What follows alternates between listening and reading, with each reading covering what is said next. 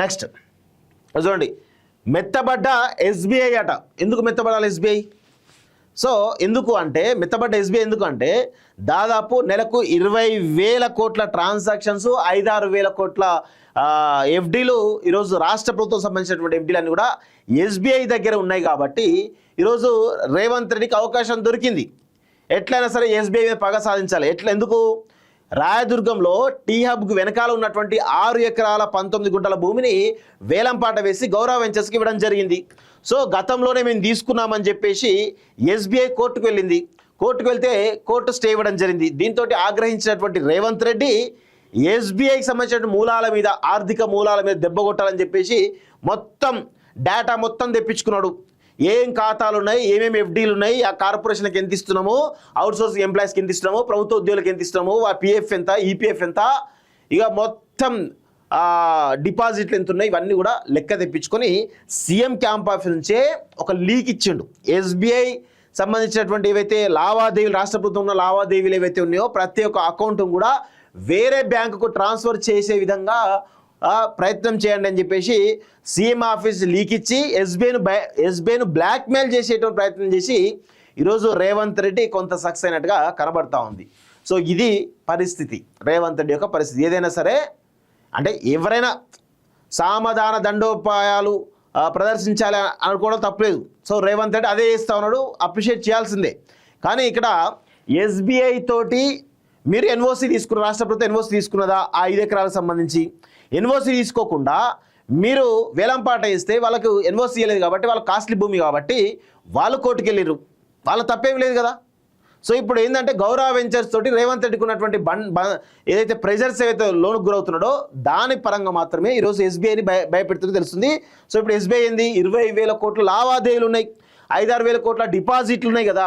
So మళ్ళీ ఎక్కడ business దెబ్బతింటుందో అనేటువంటి ఒకే ఒక ఉద్దేశంతో మళ్ళీ షేర్ మార్కెట్లో ఇబ్బంది అవుతుంది కదా ఎస్బీఐకి. సో అందుకే కొంత మెత్తబడి రాష్ట్ర ప్రభుత్వం చీఫ్ సెక్రటరీ నిన్న కలిసి వాళ్ళ యొక్క పరిస్థితి చెప్పినట్టుగా తెలుస్తోంది. మరొక కొన్ని రోజుల్లోగా ఎస్బీఐ సంబంధించిన కీలకమైన అధికారులు ఎవరైతే ఉన్నారో రేవంత్ రెడ్డి భేటీ ఈ సమస్యను అంటే ఇక్కడ మీకు ల్యాండ్ లేదు కాబట్టి ఇంకో దగ్గర ఇస్తాం, అక్కడ కట్టుకోండి అని చెప్పేటువంటి ఒక ప్రయత్నం ఖచ్చితంగా రేవంత్ రెడ్డి చేసే అవకాశాలు అయితే ఉంటాయి. సో సామధాన దండోపాయాలు ప్రదర్శించిందనేది చాలా స్పష్టంగా అర్థమవుతుంది.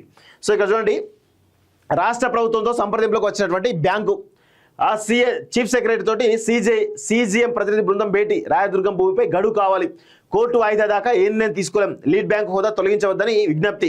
ప్రభుత్వం ఆగ్రహంగా ఉందన్నటువంటి సీఎస్ రామకృష్ణరావు. భేటీ కాగానే హుటాహుటిన ఢిల్లీకి చీఫ్ సెక్రటరీ సంప్రదింపుల వివరాలపై సీఎంకు నివేదన.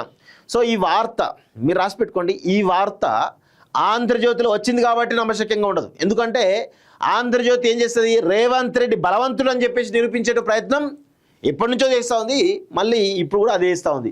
సో రేవంత్ రెడ్డి దెబ్బకు, ఆగ్రహానికి ఈరోజు మెత్తబడ్డ ఎస్బీఐ అనే విధంగా ఒక నెరేటివ్ బిల్డ్ చేస్తూ ఉన్నారు.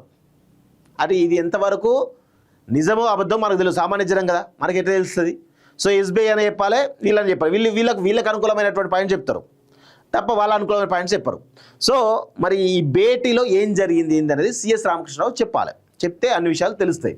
సో ఇక్కడ ఏమంటున్నారు, టీ హబ్ పక్కన రాయదుర్గం సర్వే నెంబర్ 83/1లో 5 ఎకరాల భూముల వేలాన్ని సవాల్ చేస్తూ హైకోర్టును ఆశ్రయించినటువంటి ఎస్బీఐ వ్యవహారంలో కాస్త మెత్తబడినట్లు తెలుస్తుంది.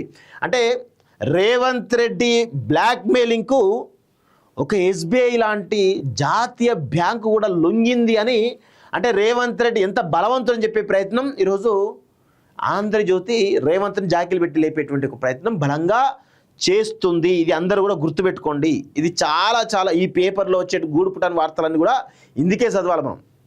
సో ఇక్కడ ఏం జరుగుతుంది, భూముల వ్యవహారంలో బ్యాంకు వ్యవహరించిన తీరుపై కేంద్రానికి ఫిర్యాదు చేయాలనే ఆలోచనలో పాటు లావాదేవీలు ఉపసంహరించుకోవాలన్న రాష్ట్ర ప్రభుత్వం నిర్ణయంతో బ్యాంకు పునరాలోచనలో పడిందనే అభిప్రాయం సంబంధిత వర్గాల్లో వ్యక్తమవుతుంది. సో ఎస్బీఐ పైన కేంద్రం దగ్గర ఎన్ని మీరు కంప్లైంట్ ఇచ్చినా కానీ వాళ్ళ ఎంట్రీకి కూడా వీక్లేరు. కానీ ఇక్కడ ఒక నెరేటివ్ అన్నట్టు, ఒక భయపడ్డది ఎస్బీఐ, భయపడి మెత్తబడ్డది ఎస్బీఐ అనేటువంటి ఒక కోణం చెప్పేటువంటి ప్రయత్నం జరుగుతూ ఉంది. భూముల విషయంలో వెనక్కి తగ్గినటువంటి కారణంగానే సోమవారం బ్యాంకు ప్రతినిధులు ప్రభుత్వంతో సంప్రదింపులకు దిగినట్లు తెలుస్తుంది. రాయదుర్గం భూముల అంశంపై ఎస్బీఐ చీఫ్ జనరల్ మేనేజర్ మరో 5 అధికారులు సోమవారం ప్రభుత్వ ప్రధాన కార్యదర్శి రామకృష్ణరావు తోటి సచివాలయంలో భేటీ అయ్యారు. సమావేశం దాదాపు 1.5 గంటల పాటు సాగింది.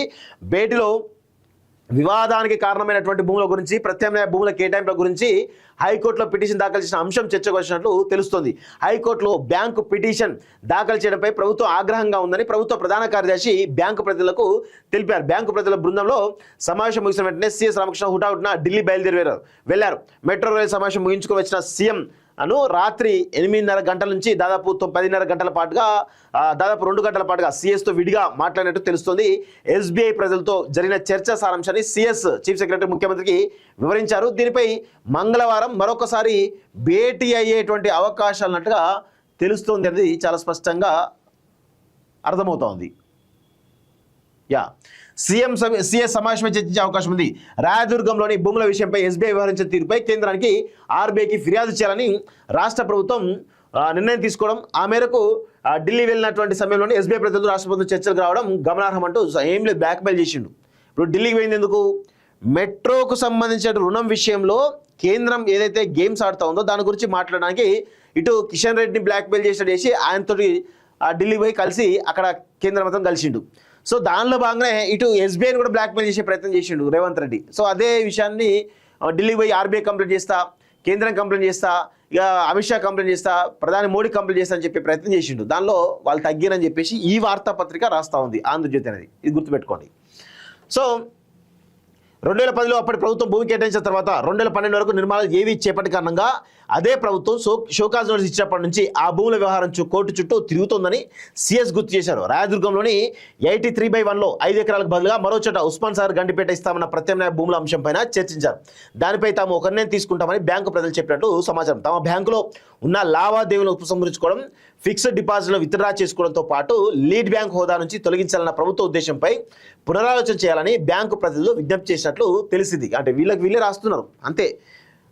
సో ఇప్పటికే పలు సంస్థలు బ్యాంకు నుంచి విత్డ్రా చేసుకున్నాయని భేటీలో బ్యాంకు ప్రజలు సీఎస్కు చెప్పినట్లు సమాచారం. తమకు ముందుగా కేటాయించిన భూముల విషయంతో పాటు ప్రత్యామ్నాయ భూముల అంశంలో నిర్ణయం తీసుకునేందుకు కొంత సమయం ఇవ్వాలని కోరినట్లు తెలిసింది. ఇప్పటికే బ్యాంకు తరపున భూముల వేలంపై హైకోర్టులో పిటిషన్ దాఖలు చేశామని, ఇప్పటికిప్పుడు నిర్ణయం తీసుకోలేని పరిస్థితిలో ఉన్నామని తెలిపినట్టు తెలుస్తోంది. సో 100% ఇందులో వేరే కుట్రకోణం ఉంటుంది.